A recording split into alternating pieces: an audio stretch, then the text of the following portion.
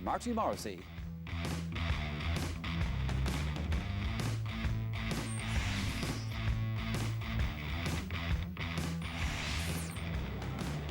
This is the Kilkenny team that will start their league campaign 2017. There are many familiar names sprinkled throughout, from goalkeeper Owen Murphy to top of the left Richie Hogan. Dixborough's Ollie Walsh is one of a batch of newcomers like wing forwards Pat Ling and Sean Morrissey, who joins Liam Blanchfield in an attack that is rich in potential. Mount Sign's Ian O'Regan is back in the number 1 jersey for Waterford and stands behind a strong full backline of Shane Fives, Barry Coughlin and Noel Connors. Stephen Daniels is named at centre back and will wear 17, while Mikey Carney is also a late change at wing back.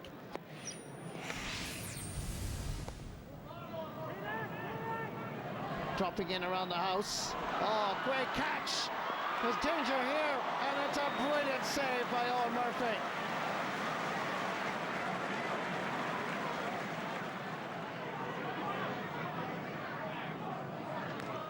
Back first, Conor Gleeson. He floats it high. He floats it beautifully. Great catch, Kevin Moore. Nice ball inside as well. And this is Tom Devine.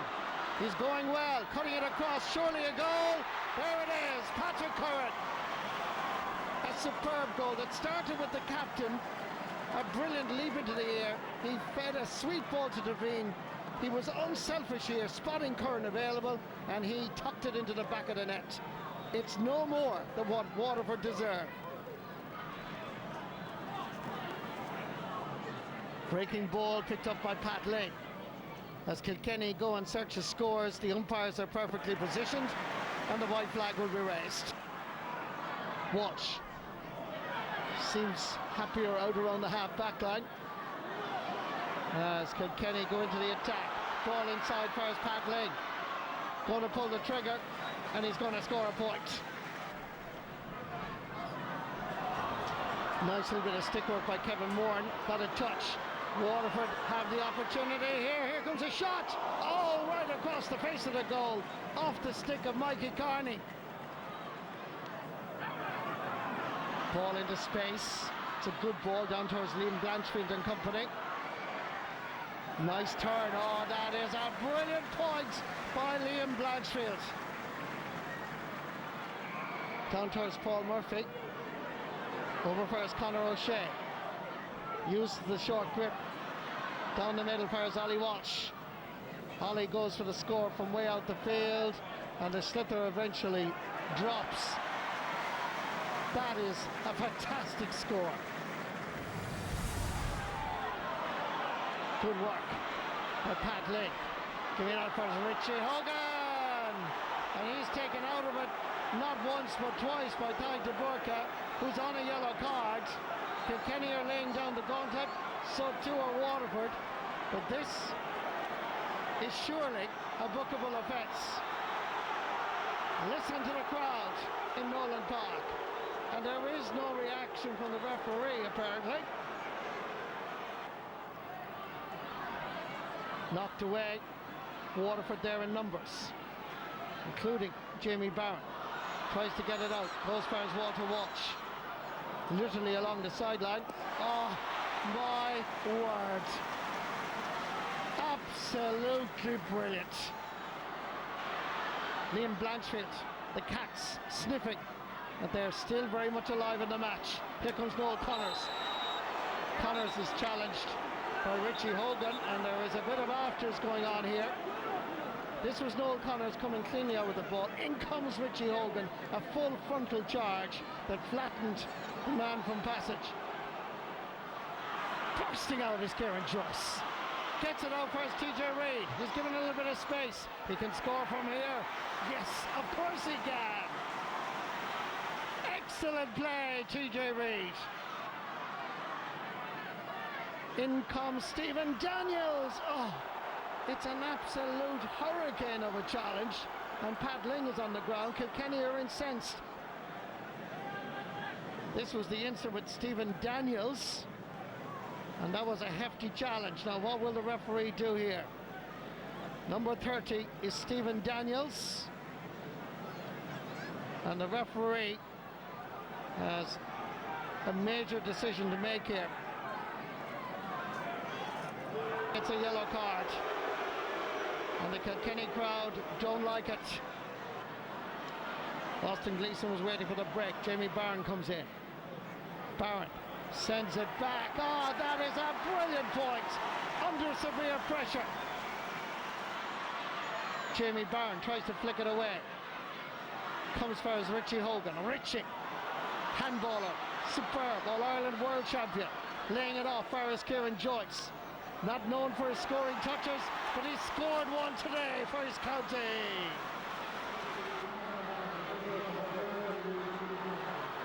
Ball is sent in low, pick up by Richie Hogan. He's going for the equaliser. It's dropping, left, right, up of the post and wide. And the referee blows the full-time whistle. And Waterford have beaten Kilkenny in their own backyard. Full-time score, Waterford 115, Kilkenny 17 points. I suppose Kilkenny have been the benchmark the last, 10 years probably, so any time you're coming down competing against them, you want to be playing to the best of your ability and hopefully beating them, and thankfully today we got a win down here in Nolan Park, which hasn't happened often for us over the last few years. It was very workmanlike, very honest, and that's all we asked for in the run-up to the game. We weren't sure where we were physically, but to perform in the manner we did and give everything we had, I suppose that was the real aim today, and it was a real contest, so we're delighted to get through.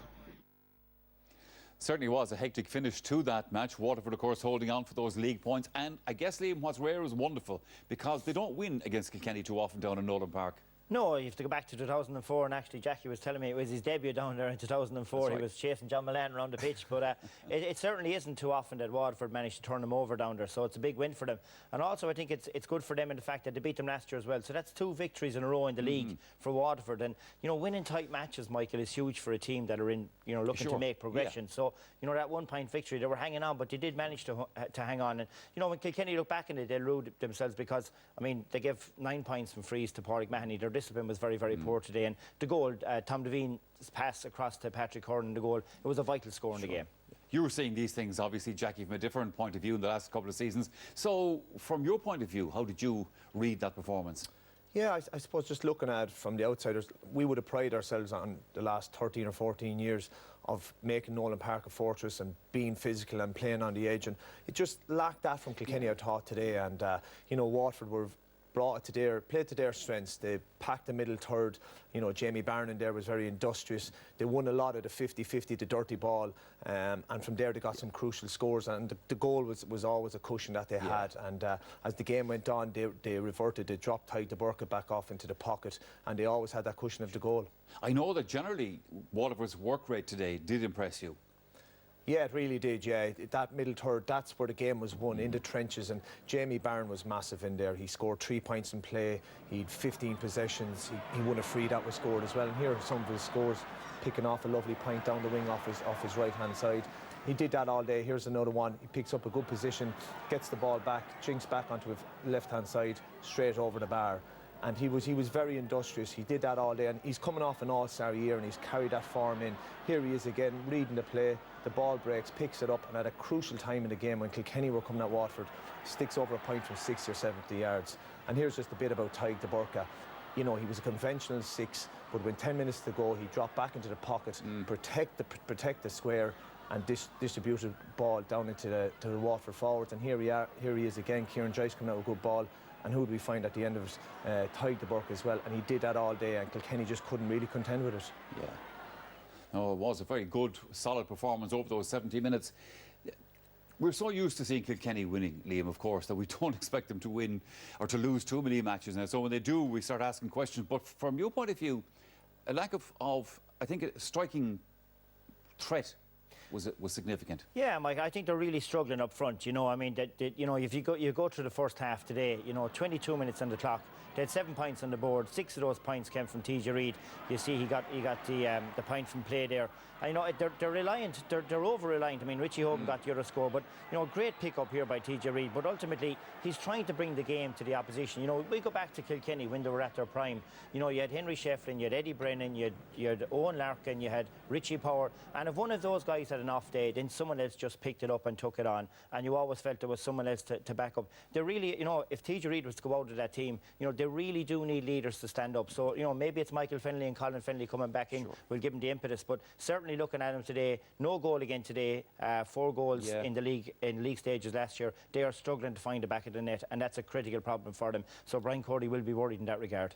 He will. That's the way it worked out in Nolan Park today. Now, 2 games coming up from last night's schedule of matches. In a moment, it's Clare's visit to Cork. But before that, the All-Ireland champions Tipperary were back at Croke Park. Dublin were the opposition, and Paul O'Neill is the reporter.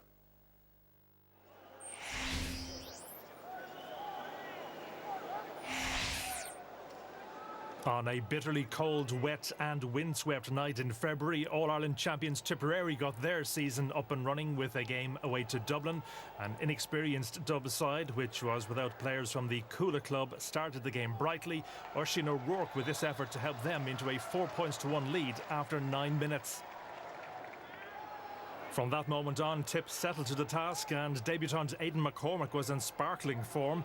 A neat kick gave him a yard of space, and his finish was equally good to draw the teams level on 4 points apiece with 20 minutes played.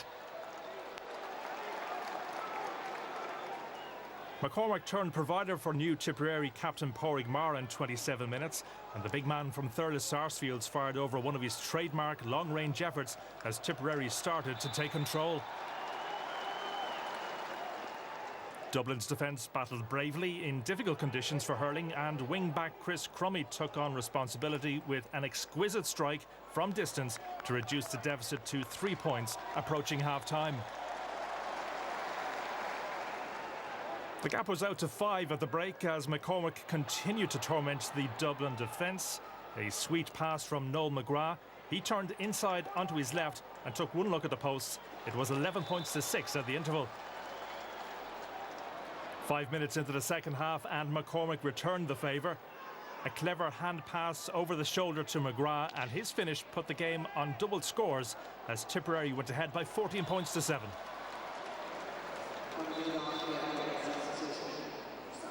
Dethroning the All-Ireland holders this season will surely have to involve a plan to curb the influence of this man. Maher was immense. A clean catch and strike from midfield sailed over the crossbar, and they were now utterly dominant with a 12-point cushion.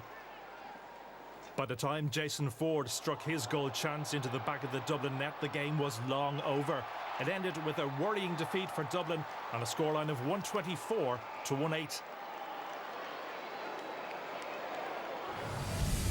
But we got a trimming tonight. We were just well beaten all over the pitch. You know, we started well. First 15 minutes we were in a good position. When, you know, we were 4-1 up, and then I think the next 20 minutes we were down 8-4. For us to come up and get a chance to play in Croke Park is always special, and we enjoyed that. Getting the 2 points is exactly what we came to do. Get a start in this league. They'll be very valuable come the end of it. I've no doubt whatsoever. We go to Cork next week. I hope the lads are very, disappointed with the performances, and they got to look at themselves and see where it went wrong for them, and hopefully bring it to training on Tuesday night and recover.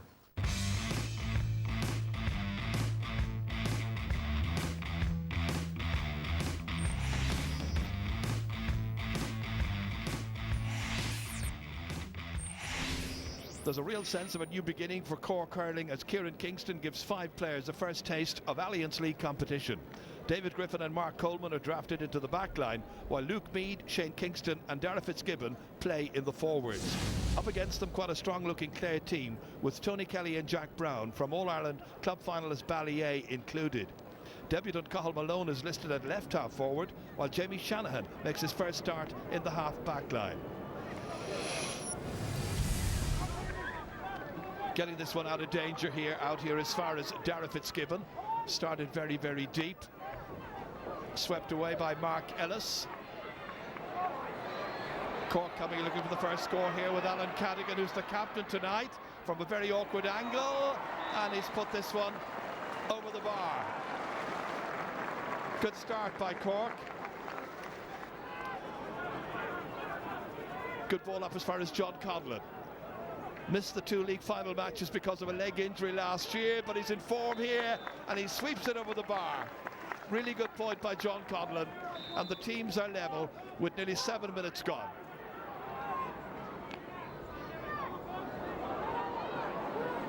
Kingston goes after it. He's had 2 shots at the target already, going either side of the post. Here's a good opportunity. Kingston!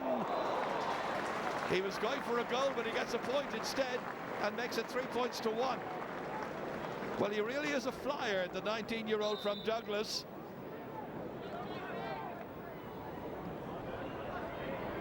Daniel Carney, the Sarsfields player. Low ball in as far as Seamus Harnedy. Good challenges. Comes back out once again towards Alan Cadigan, who got the first point of the match, and now he's got the latest one, and he makes it 4 points to 2. Really good work once again by the captain tonight, the 23-year-old from Douglas. Mark Ellis. Down once more as far as Alan Cadigan. He's done really well there, even against a player as prominent as Jack Brown, and that's another very, very good shot. 3 shots on the target by Alan Cadigan, 3 points as well, and the crowd saluting his excellence. Down as far as Alan Cadigan. Once again, they're pleading that he was being held there by Jack Brown, but he skips past Brown this time. He's already got 3, and he's now got a 4th. It's a terrific first half performance by Cork's captain tonight, Alan Cadigan. And Fitzgibbon for Cork gets it back towards Patrick Horgan. Trying to switch the direction of the play, but he fairly well telegraphed that one. And Conlon plays it out as far as Shane O'Donnell. O'Donnell, who broke Cork hearts in the 2013 All-Ireland final replay. Kelly! What a save! What a shot! What a goal! Shane O'Donnell was very, very much involved. What about this for Tony Kelly's shot? Great save, and in the end, Podge Collins managed to get it in past the goalkeeper. Once again, it's Cleary. All the way down towards Podge Collins, who got that goal that pretty much salvaged something for Clare from that first half. And they're looking to make a bright start to the second half. They hit the post. And there might be a penalty because Podge Collins was going into the square, taken down. And the referee, John Keenan, has awarded Clare a penalty. Kelly saved. And it's swept back in, and it's saved a second time. Aaron Shanahan that time, saved by Anthony Nash. A double save by the Cork goalkeeper.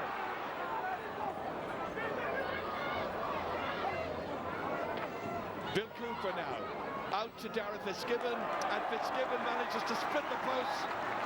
And instead of going a goal behind from a penalty, Cork get a point at the other end and extend their lead. Coleman under pressure here from John Conlon. John Conlon advancing with a lot of purpose and a lot of menace. Back in towards Kelly. Kelly gets enough space to swing the stick, but again he's out of luck with his finishing. Mark Ellis soloing forward, looking very lively, pursued there vigorously by David Fitzgerald. In the end, that's driven over the bar, brilliantly done by Daniel Carney. Tony Kelly, big huge one down, all the way in, great possibilities here. Oh, it was Shane O'Donnell who was denied. Again, some brilliant stick work in there to deny Shane O'Donnell. Breaks down, 2 committed half-backs. One of them is Mark Coleman. Out as far as Kingston, he's got one, settles his feet, hits the target and drives it over the bar. And now surely there is no way back for Clare.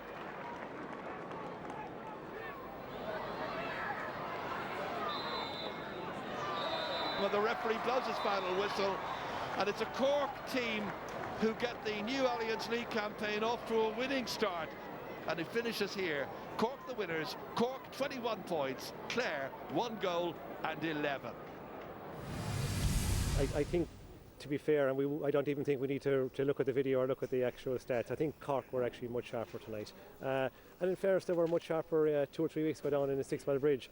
And we had a lot of young guys in tonight, and it's a learning curve. And look, I suppose we'd much rather be learning about our team and developing our team in February rather than in June. So that's what nights like tonight are all about. It's an opportunity for our guys to discover and to actually develop what's required to compete ferociously at this level. Given how we performed the league last year, that's pleasing. But I mean, really, we got to keep it in context as well. It's only the first game, and we've a tough campaign ahead of us. But we won't be looking any further than the next Saturday night's game, which is again Dublin becoming the town. That'll be, as we saw that both times we played them last year. That'll be a really tough game again.